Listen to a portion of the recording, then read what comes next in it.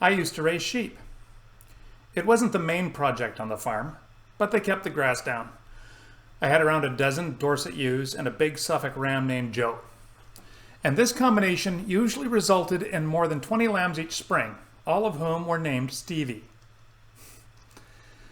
The Bible is full of references to sheep and shepherds, and while I didn't raise sheep in the Holy Land, sheep are still sheep.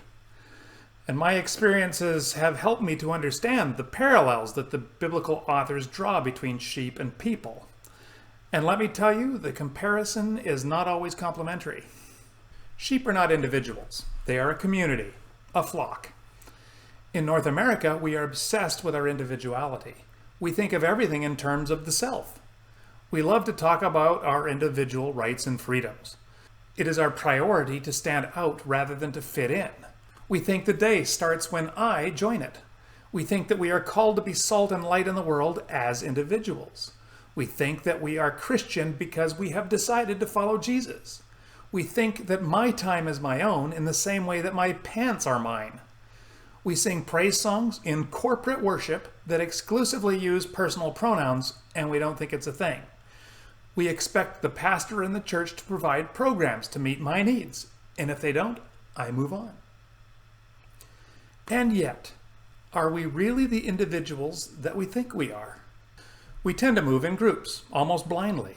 We adopt the views and attitudes of our friend group, or the last book we read, which was recommended by some people that we follow on this or that social media platform, which have been manipulating our views and attitudes on everything from critical race theory to COVID-19 vaccinations. If you look at Twitter and Facebook, it is evident that few people and Christians are thinking, and even fewer are listening. That's sheep. Sheep follow. They mostly follow the lead ewe. My lead ewe was called May. The whole flock went where May went. I have no idea how they figure out who they are going to follow, but it seems to be unanimous. Joe, my ram, was at least twice the size of any of them, but no one thought to follow his great strength. And it wasn't age either. I had a much older ewe, who we called Grandma. She was always near the back. So what made May the leader is a mystery to me. It's also a mystery to me why people follow this political leader or that religious leader, or this fad or that philosophy. Anyway, sheep follow. A second essential quality of sheep, they don't have a brain.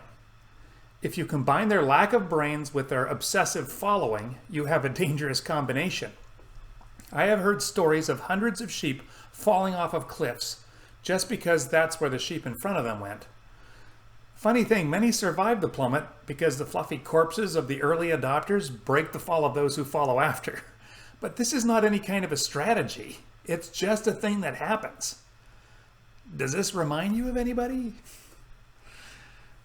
This is the creature to which the biblical authors consistently compare us. No matter how smart or independent or even rebellious we think we are often just mindlessly following the woolly bum before us. This is the very reason why false teachers are such a big concern in the Bible. The internet and its echo chambers only exacerbate this sheep-like quality. Anyway, raising sheep left me with a better understanding of what Isaiah meant when he said, "All we like sheep have gone astray. We have turned every one to his own way." Here's another thing about sheep. They recognize voices. You've probably heard about this, but it's quite amazing when you see it. In John 10:27, Jesus says, "My sheep hear my voice, and I know them, and they follow me." If there were ever a stranger on my place, the sheep were obviously leery. They didn't know that voice, and they didn't trust it. If it was my voice or any of the family's, they were at ease. They were especially attracted to my dad, but we could both make them come running. We each had our own way of calling the flock. Mine was kind of embarrassing. Mine was, "Come, May!" And they'd come running, or May would, and the rest of them would surely follow. I wonder if this voice recognition aspect of sheep is a kind of smart thing that balances out the stupidity of their following. If they hear the shepherd's voice, maybe they'll stop and turn around and not run headlong off the cliff. The key is they need a leader, and that leader can't be another equally stupid sheep. It has to be a shepherd, or there will certainly be disastrous consequences. To be safe and flourish, sheep need ultimately to follow the shepherd. Sheep don't always like shepherds. They didn't always like me because I would have to do things that they didn't like. Hoof trimming, tail docking, castration, shots, and shearing. These were essential to their health and happiness, but they didn't understand that. To them it was simple cruelty. Another thing about sheep, they are utterly defenseless. No teeth, no shell, no claw, no camouflage. They aren't fast. They got nothing. They need protection from outside themselves. The shepherd's rod and staff, or the farm dogs. I've heard that a donkey does real well against coyotes. I used quality shelters and fencing. These were enough for most of my flock. The ewes and Joe would happily eat the grass in the center of whatever pasture I put them in. They were quite happy within the protective fencing. But the young ones, Stevie, he would constantly walk around the perimeter of the field and test the fence everywhere. If he found any weakness, he'd be out in no time. And all the other Stevies would follow, of course. So I was constantly inspecting and maintaining the fence. And Stevie was constantly inspecting and testing the fence. He wanted the freedom that he thought was only to be found outside the fence. In the modern West, we love our freedom, or our understanding of it. We celebrate it. We worship it. We think of freedom in socio-political terms. The ancient conception of freedom is much different. To ancient peoples, the main threat to freedom wasn't other people and institutions. It was the lack of wisdom or virtue. My experience with sheep tells me that the ancients have the truer understanding of freedom than we do today. My young sheep want freedom from the restrictions of the fence. All Stevie wanted was to be on the other side. This is the problem. Outside the fence is death. For my sheep, death came in two forms. The first was coyotes. I don't suppose any further explanation is needed on this point, but let's just say that outside the fence, no sheep would survive the night. The second threat was grain. I had a lot of whole corn and high-protein pellets on the farm to feed the 5,000 pigeons that were the bread and butter of the farm. If the lambs got into this feed, they'd die. And all Stevie wanted was to get into that feed. If he succeeded, he'd dash to this grain and in a desperate ecstasy gobble up as much as he could as fast as he could.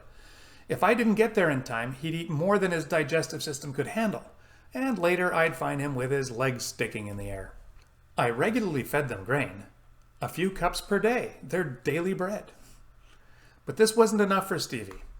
If you told him he could have one wish, anything he wanted, he'd ask for a pile of grain. And the next time you saw him, he'd be on his back with a blue tongue and his feet sticking in the air. You can't give Stevie what he wants. He's not wise or virtuous. Breaking out of the fence of oppression is not all there is to freedom. Freedom defined that way can lead to death, either by coyotes or overindulgence. The ancients had it right. Freedom comes with wisdom and virtue. Knowing the path to death, knowing the safety that fences provide. It's what Joe and the old ewes understood. They happily grazed within the fences. They seemed to know that everything that they needed was provided. When the Bible refers to people as sheep, don't picture the white, fluffy, innocent ones that you see in the Sunday school books.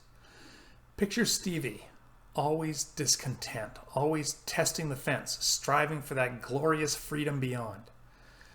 In modern terms, freedom just means breaking free from the shackles of oppression. And this is good, but it's limited. We must complement that with the ancient idea that freedom means understanding, or at least trusting that true happiness and freedom lies within fences sometimes. Thank you for watching. See you next time.